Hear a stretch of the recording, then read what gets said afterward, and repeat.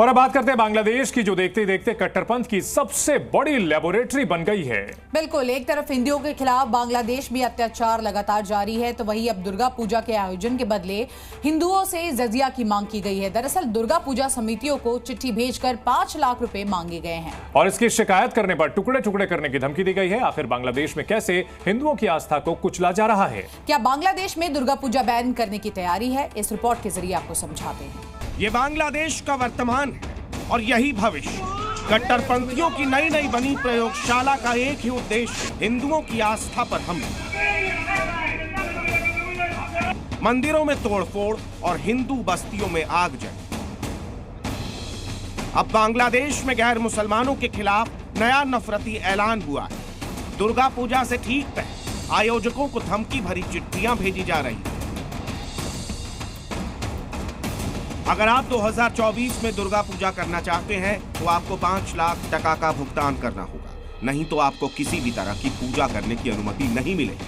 अगर इस चिट्ठी को अधिकारियों या मीडिया के साथ साझा किया तो जिम्मेदार व्यक्ति के टुकड़े टुकड़े कर दिए जाएंगे। बांग्लादेश में आस्था की कीमत तय कर दी गई है। साफ है कि बांग्लादेश अब कट्टरपंथ की अंधेरी गली में अंधी दौड़ लगा रहा है।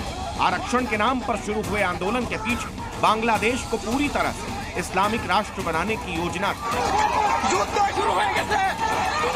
तख्ता पलट के साथ ही हिंदुओं पर अत्याचार शुरू हो गया और अब जजिया वसूलने का भी सिलसिला शुरू हो गया है। हिंदुओं के घरों और मंदिरों के साथ साथ धार्मिक आयोजन तक कट्टरपंथियों को चुभने लगे।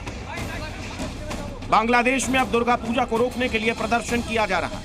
कट्टरपंथियों का कहना है कि दुर्गा पूजा के आयोजन से उनकी मिट्टी नापाक हो जाएगी, इसीलिए दुर्गा पूजा के आयोजन को रोकना ही होगा। एक तरफ बांग्लादेश सरकार के नुमाइंदे दुर्गा पूजा के आयोजन को लेकर बैठक कर रहे हैं, प्रेस कॉन्फ्रेंस कर हिंदुओं को सुरक्षा का भरोसा दिलाने का ढोंग रचा रहे हैं, तो वहीं दूसरी तरफ गली गली में ऐसे कट्टरपंथियों की फौज खड़ी हो गई जो बांग्लादेश को पाकिस्तान जैसा बनाने की तैयारी में है। बांग्लादेश में इसी तरह लोगों को भड़काया जा रहा है। यूनुस सरकार बांग्लादेश में लोकतंत्र की बात कर रही है और कट्टरपंथियों की फैक्ट्री में ऐसे मौलाना गैर इस्लामिकों के खिलाफ जहर भर रहे हैं। बांग्लादेश में इन जहरीली तकरीरों का क्या असर है, उसे इन तस्वीरों से भी समझिए। बांग्लादेश में 8 से 9 साल के बच्चे हिंदू मंदिरों में तोड़फोड़ करने पहुंच गए, देवी की प्रतिमा को खंडित कर दी। मासूम बच्चों को बताया गया कि ऐसा करने से उनको पुण्य मिलेगा। बांग्लादेश में जो हो रहा है उसका गुस्सा पूरी दुनिया में। न्यूयॉर्क में रह रहे लोगों ने मोहम्मद यूनुस के खिलाफ जमकर नारेबाजी की। पाकिस्तान की ही तरह बांग्लादेश को भी इंटरनेशनल बेइज्जती का सामना करना पड़ा।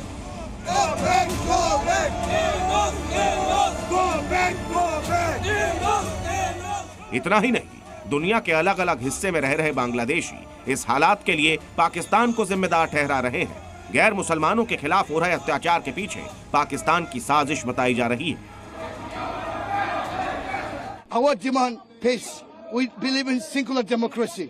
After he took the power by force, he started killing Hindus, Muslims, Christians. They're burning all houses. They're burning masjid. They're burning Girja church. 30 people was killed and assassinated by Pakistan. Those Pakistani people, the fundraising against Bangladesh, they want make our country.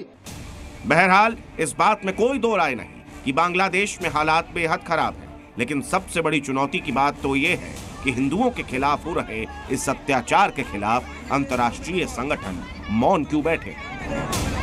Bureau report, ji media. Ji news.